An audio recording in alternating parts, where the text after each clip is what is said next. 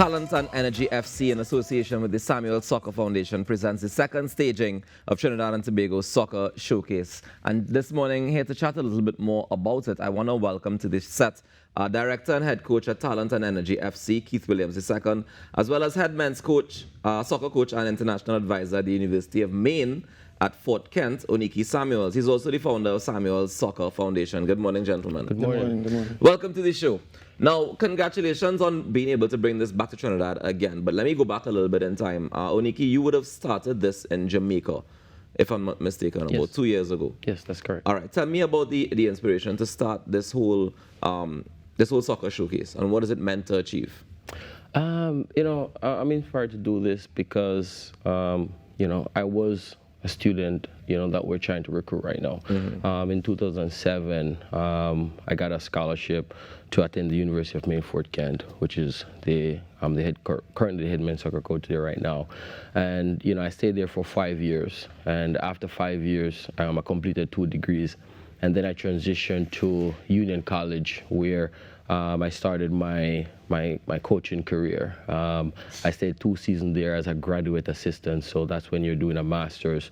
And after that, I got hired at the University of Maine, Fort Kent as an academic advisor and assistant coach at the time. And in 2018, I became the head coach and international advisor.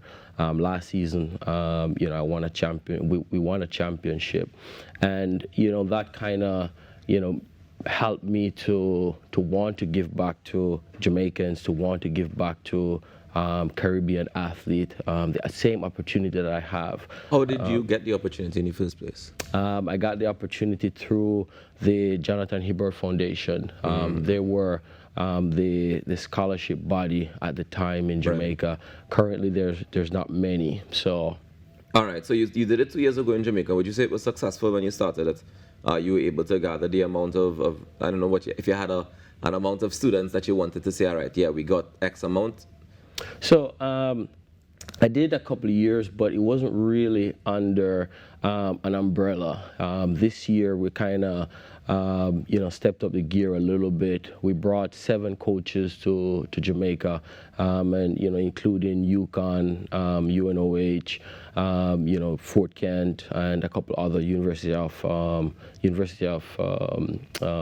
Northwestern Ohio, and we managed to award over $80,000 in $80,000 US dollars in scholarship thus far and counting. So again, the achievement that we set out, we have a team right now, Rajay Miraj, Elvis Gomez, myself, and a couple others, Walford Stewart. The achievement was, $100,000 we want to give out this year. So we're $20,000 shy of that. But, we're still in communication with the coaches that attended the showcase and the players as well. All right, and we have another showcase that's coming up this week, which is Thursday and Friday. This week, tomorrow, and Friday. Yeah. And now we have Talent and Energy FC on board. Tell me the role that you are playing in this initiative. Well, first I want to thank God for the opportunity to be here and set to be able to continue to spread the word of what we do, to try to be able to give back to not only internationally but central players as well within the whole landscape that we're looking at. The journey with Oniki started where it is that we were actually players on the same team for University of Fort Kent. Okay. And we had the same paths where it is that we would have played for University of Fort Kent, won a national championship with the team, both did our graduate assistants, and wanted always to ensure that when kids get an opportunity, it's on the same process that we would have gotten it. And it was basically his idea who continuously pushed the drive and the initiative, because when he came last year, he just booked a ticket. And I was like, I booked the ticket, put things in place, and that way things spiral from there, where it is that we ultimately got 4 kids to get scholarship opportunities in the US, and we want to be able to have it grow each and every year, where it is that we want to help kids get opportunities that we got and better.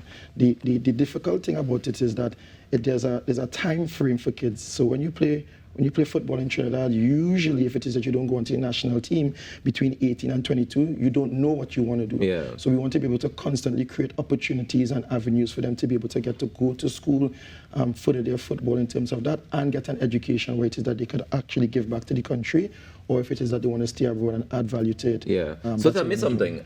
If it is we're talking about football scholarships, obviously, but there's a school aspect to it. Yes. Because you're talking about university as well. So does that mean then that your grades have to match up to a certain GPA, for example, or you have to get a certain SAT score to be able to qualify for these scholarships? Or how does it work? So I'll answer yes and no.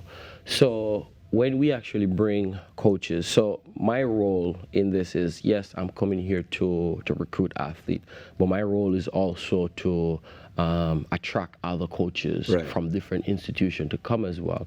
And there's many different institutions in the US, for example, community college. You don't need CXCs, you just need to graduate with a graduation certificate, right?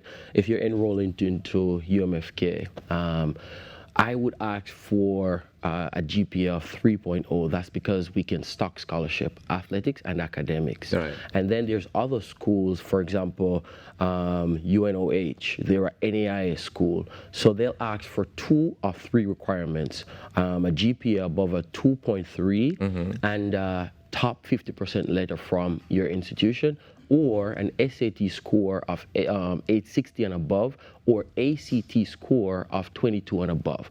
So as long as athletes are fitting into those categories, that's not an issue. So when we bring coaches to a showcase, we normally have different coaches from different institutions and different bodies. So in the US, there's NCAA Division I, Division II, Division III, and also NAIA, USCA, and community colleges, right? So there's 6 different leagues, competition that's going on. So we try to bring coaches from different institutions to make sure that we can cover the different or the diversified students, athletes that we're getting in. Definitely. Yep. Tell me about the trajectory, that the possible trajectory, if it is you're saying that, we have all these different levels in the divisions and etc. If a student or a child was to say, all right, I'm going to get the scholarship, and they get the scholarship, tell me, was the trajectory, was the likelihood of them going anywhere with this? Or is it just a matter of saying, well, you get free schooling, you get to play some football when you're in school, and then see how it goes? So I'm assuming you're asking what's the afterlife after college? Yeah. All right. So if it's a 2-year institution, then they're going to get an associate degree, and then they transition into a 4-year institution to work on a bachelor's degree. I can speak about my institution, right? I cannot really speak about other institutions, but for myself, last season we graduated 8 individual thus far, all right? Of the 8 individual, I try to work with each to get different setup. So for example, right now, of the 8, there's 6 that's currently transitioning to do a master's, right? And that was the route that I took. Right. But is that also a scholarship situation to get to the masters? Exactly. So, all right, as a coach, you ask the student what they want to do, what career path they would like to embark on, right? And obviously, a master's is always the key, because even after graduation, after 4 years, you're still undecided. I didn't really know what I wanted to do until I actually start doing the coaching and working with people, and then I'm like, all right, this is what I want to do. So of the 8 people, 6 are currently doing a master's right now. One of the student athletes is actually, going to UConn to continue his playing career because of COVID. He had a gap year. Right. So we actually work with different individuals. I got a call yesterday from one of the other athletes that he just got a job with American Airlines. So we facilitate that. We work on resumes, cover letters. Almost all institutions have a career development personnel that works with different people and working with different things and set up internship, etc. Okay, so now that we know the possibilities, tell me what's happening tomorrow and Friday. So the uniqueness of what is taking place tomorrow and Friday is that it's not only for men's, it is for women's as well, because we want to be able to, I'm a heavy advocate for women's football, because apart from what I do here, I also work with Miracle Ministries girls team, who won the Central Intercal title as well last year. So we want to be able to create opportunities for ladies as well to be able to go to school. Right. And I know the TTFAs have a heavy initiative right now where they bring a lot of awareness towards women football, with the under 20 and the under 15, with the under 17s are training right now. So the dynamic of it is where it is that, if I'm not mistaken, is the first women showcase that we actually have in the country in the central area. So is it that we already have the people who coming to showcase, they already been put on notice and they're coming out, or you still have room? So what we want to be able to do is create, we want to be able to create it where it is that the coaches could be able to see the best possible talents that we have from the country, but we want to be able to also grow it each and every year. Right. So with this, at this point in time, we are still looking at a couple players who we want to be able to come in, but we have our numbers per se, because when you go to showcases, usually if it's in the US or if it's in Trinidad, you want to be able to have limited numbers at a point in time, because if we say 400 kids come and we're in a 2-day period, how many minutes is one kid going to get to be able to actually showcase himself?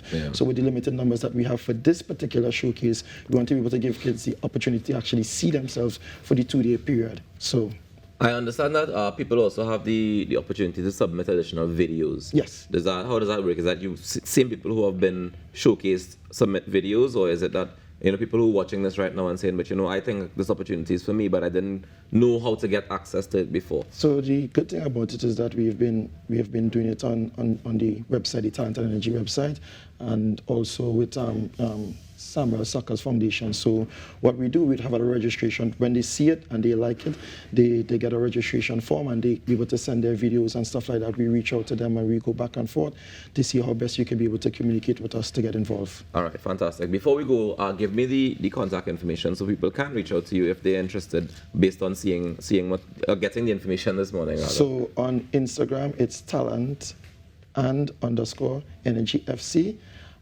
We have the Talent and Energy FC at gmail.com. Talent and Energy FC at gmail.com. Yes. Right. Yeah. And then on Instagram, it's Samuel Soccer Scholarship. Samuel Soccer Scholarship. One word. One word. Samuel Soccer Scholarship, lowercase. All right, fantastic. Gentlemen, congratulations on this initiative, and I look forward to seeing how it comes into fruition and benefits the students of today, because, of course, they will make up the future footballers, hopefully, for Trinidad and Tobago in the long run as well. Yeah. So what I would like to add is, this initiative, we did it last year, and this year we're doing it a second time, and it's actually growing. But to continually grow an initiative like this, it takes a lot of investment, because you have to bring coaches, because many times when a coach, let's say they go to Norway, Germany, wherever they go and recruit, these companies, they're paying for the coaches to fly there to watch and come and give scholarships, etc. So to get the Caribbean, or to get Caribbean countries to start acquiring these scholarships, because these scholarships are covering sometimes 30, 40, 50,000 US dollars in scholarship annually. And to get these coaches to come and really indulge on the island and see the talent firsthand, because sometimes when you watch it on a highlight video or just an email, that's not enough, or on Instagram. So when they actually coaches come and can see for themselves, that's the way how we can actually grow the amount of scholarship that we give out annually. So it takes commitment from the local population in terms of businesses, in terms of personnel, in terms of parents, to make this grow, to make this better, and to make it a success. And we're overly committed to make it work. We have a wonderful group of people around us. I mentioned their names already: Elvis Gomez, Rajay Maraj. Those personnel are invested. They're investing their personal time to make it work. So it really gonna take effort from different companies, different businesses to really make the initiative grow and to fully maximize the potential that I think we can do. Gentlemen, thank you very much for joining us this morning and for sharing the information. It's happening tomorrow on Friday at Mannie Ramjohn Stadium. So can people come out? Can the public come out and view as well? They can come out and view. So it's happening from 1 p.m. to 6 p.m. You can head on to Mannie Ramjohn Stadium and view. We take a quick break and come back with more inside the Now Morning Show. Stick around.